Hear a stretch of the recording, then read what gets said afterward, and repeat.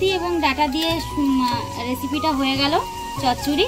তো তোমাদের ভিডিওটা কেমন লাগলো বন্ধুরা? তোমরা সবাই কেমন আছো? আশা করি ভালো আছো বন্ধুরা। আজ আমি একটা সহজ পদ্ধতির একটা রান্না নিয়ে চলে আসলাম। আজ করব ইলিশ মাছের মাথা দিয়ে পুঁইশাক আলু দিয়ে চচ্চড়ি।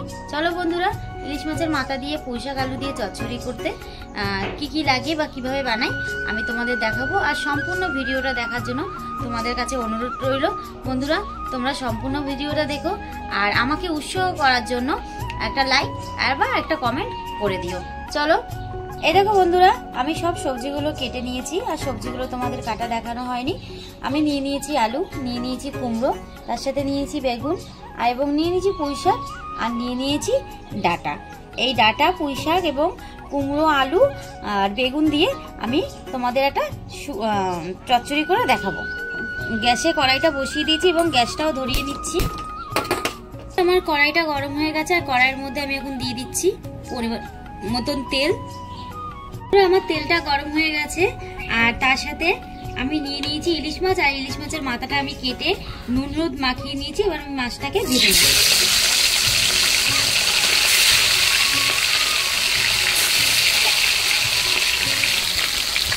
ভাজা হয়ে গেছে, মাছটাকে আমি একটু উল্টো পাল্টে নেবো হালকাভাবে, যাতে মাছের মাথাটা ভালো করে ভাজা হয় এবং না ভাঙে। এরকম বন্ধুরা, আমার ইলিশ মাছের মাথাটা ভাজা হয়ে গেছে। এবার আমি মাথাটা তুলে নেব। এর উপরেই দিয়ে দেবো আমি 5 ফোড়ন আর হচ্ছে শুকনো লঙ্কা, সাথে দেবো একটা তেজপাতা। লঙ্কাটা ভালোভাবে ভাজা হয়ে গেলে বন্ধুরা দিয়ে দেবো এই তেলের উপরে আদা কুচি করা। তো বন্ধুরা, এর উপরে আলু। বন্ধুরা, আমি যেহেতু এক ফোড়নের উপরেই করছি, তোমরা ভেজে ভেজে তুলে নিয়েও করতে পারো। আমি ভেজে তুলে নিয়ে করছি না, তোমাদের এক ফোড়ন দিয়ে আমি যাতে তাড়াতাড়ি হয় সেই তাড়াতাড়ি পদ্ধতিটাই তোমাদের দেখাচ্ছি। বন্ধুরা, আলুটা মোটামুটি একটু হালকা হালকা ভাজার পরেই দিয়ে দেবো কুমড়ো। আর এই কুমড়োগুলো এই একই আলুর উপরেই দিয়ে দেবো। দিয়ে এটাকেও ভালো করে নাড়িয়ে নেব।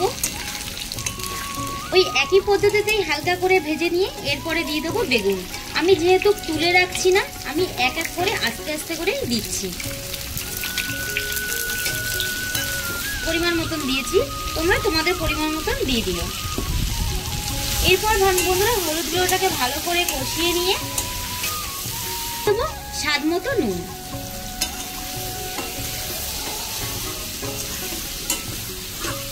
এদিকে দেখো বন্ধুরা, আমার সবজিগুলো কষছে এবং মশলাগুলোও কষছে, সব একই সাথে কিন্তু আমি কষিয়ে নিচ্ছি।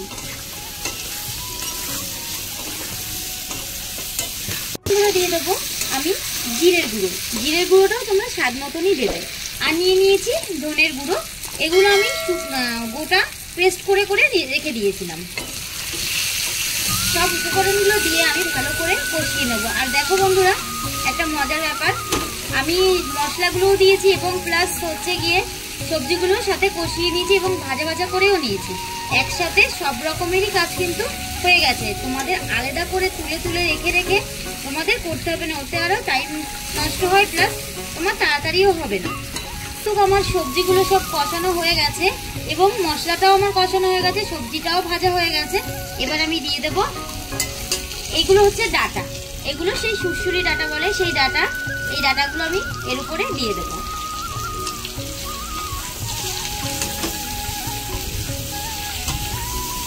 এগুলো ভালো করে মিক্সড করার পরে সবজির সাথে এবার দিয়ে দেবো আমি পুঁইশাক এবং পুঁইশাকের ডাটা। এবার আমি সব উপকরণগুলোই ভালো করে মিক্স করে নেবো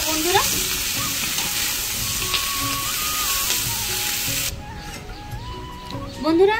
এবার আমি দিয়ে দেবো লঙ্কার গুঁড়ো 1 চামচের মতো। লঙ্কার গুঁড়োটা দিয়ে ভালো করে আমি নাড়িয়ে চাড়িয়ে নেব।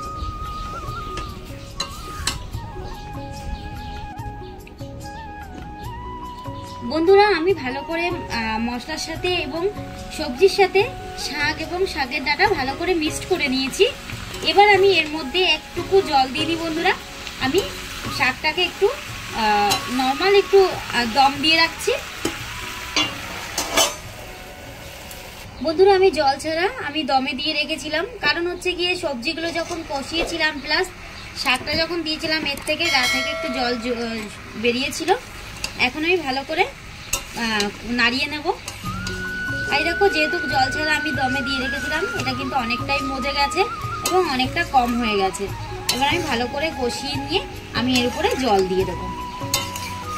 বন্ধুরা আমার ভালো করে কষানো হয়ে গেছে, আর যে জলটা ছিল সেই জলটাও শুকিয়ে গেছে। এবার আমি দিয়ে দেবো পরিমাণ মতন জল। বন্ধুরা আমি জল দিয়ে দিয়েছি, এবার আমি ঢাকনা দিয়ে ঢেকে দেবো। বন্ধুরা এবার আমি ঢাকনাটা তুলে দেখবো তরকারিটা কতটা হয়েছে। এরকম বন্ধুরা তরকারিটা কত সুন্দর হয়ে গেছে, আর তরকারিটা একদম প্রায় গামাখা গামাখা হয়ে গেছে।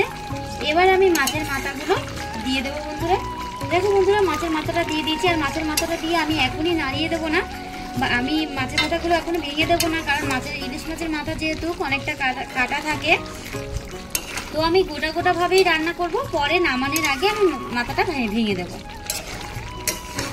আর তরকারিটা প্রায় অনেকটাই হয়ে গেছে। যেহেতু আমি ইলিশ মাছের মাথাটা দিয়েছি, তার জন্য তরকারিটা আমি আরো 5 মিনিটের জন্য রেখে দেবো ঢাকা দিয়ে। এবার আমি ঢাকনাটা তুলে দেখবো। বন্ধুরা যেহেতু ইলিশ মাছের মাথা দিয়েছিলাম, তাই 5 মিনিটের জন্য আমি একটু ঢাকনা দিয়ে ঢেকে রেখেছিলাম। এবার আমি সামান্য পরিমাণে একটু চিনি দিয়ে দেবো। চিনিটা দিলে স্বাদ এবং গন্ধ আর কালার সবই একদম পারফেক্ট হয়। চিনিটা দিয়ে আমি ভালো করে নাড়িয়ে নেব। আর দেখো, একদম কিন্তু আমার পুঁই শাকের চচ্চড়িটা একদম গামাকা গামাকা হয়ে গেছে। নামানোর আগে আমি সামান্য পরিমাণে একটু গরম মশলা দিয়ে দেবো। ইলিশ মাছের মাথাটা আমি ভালো করে নাড়িয়ে চাড়িয়ে ভেঙে দেব।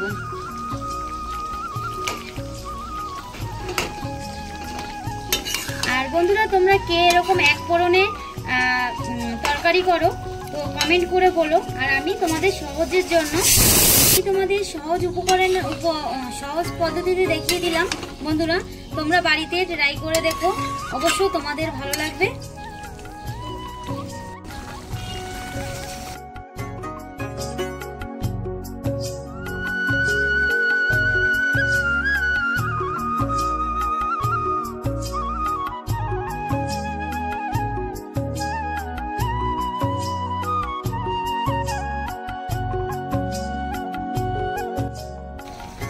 বন্ধুরা আমার পুঁই শাকের চচ্চড়িটা হয়ে গেছে ইলিশ মাছের মাথা দিয়ে। এবার আমি গ্যাসের ফ্লেমটা বন্ধ করে দেবো আর নামিয়ে নেব। আমার ইলিশ মাছ দিয়ে এবং ডাটা দিয়ে রেসিপিটা হয়ে গেল চচ্চড়ি। তো তোমাদের ভিডিওটা কেমন লাগলো বন্ধুরা? ভিডিওটা যদি তোমাদের ভালো লেগে থাকে তো লাইক কমেন্ট শেয়ার করে দিও, পাশে বেল আইকনটি টিপে দিয়ে আমার সাথে থেকো। আজকের মতো বন্ধুরা এইটুকু, ধন্যবাদ।